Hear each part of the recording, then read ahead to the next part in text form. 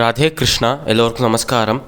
இந்த வீடியோவில் பகவத்கீதையின் 3வது அத்தியாயமான கர்மயோகத்தின் 9வது ஸ்லோகம் முதல் 13வது ஸ்லோகம் வரை விளக்கத்துடன் பார்ப்போம்.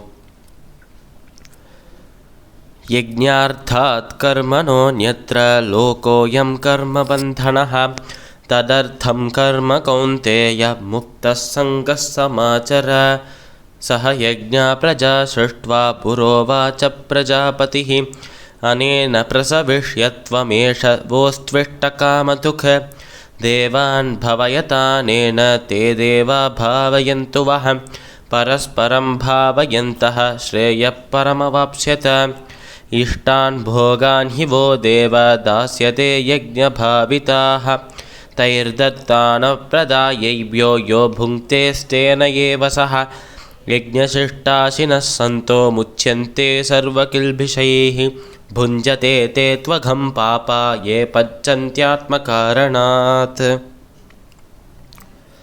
இந்த 5 ஸ்லோகங்களின் விளக்கம் நம்ம கிருஷ்ண அர்ஜுனா பார்த்து சொல்கிறாராம்.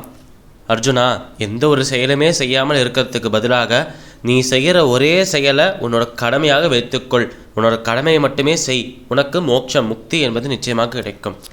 உனக்கு தெரியுமா அர்ஜுனா, எல்லா உயிரினங்களையும் படைக்கும் போது அனைத்து உயிரினங்களை படைக்கும் கடவுளாக இருக்கும் பிரம்மாவே அனைத்து உயிர்களையும் உனக்கு இதுதான் கடமை, உனக்கு இதுதான் கடமை, இந்த கடமையை நிறைவேற்றத்தான் நீ இப்போ பிறக்க போகிற, இந்த கடமையை நிறைவேற்றது தான் உங்கள் வாழ்க்கையின் ஒரே குறிக்கோளாக இருக்கணும் என்று சொல்லித்தான் ஒரு உயிரினத்தையும் அவர் படைக்கிறார்.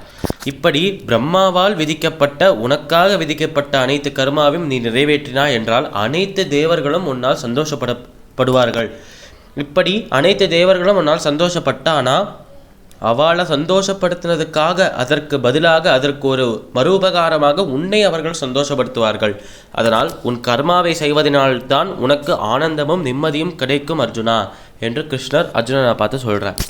இப்படி நீ தேவர்களை சந்தோஷப்படுத்துகிற, உன்னோட கடமைகளை செஞ்சு தேவர்களை சந்தோஷப்படுத்துகிற, தேவர்கள் உன்னை அதற்கு பதிலாக உன்னை சந்தோஷப்படுத்துகிறா.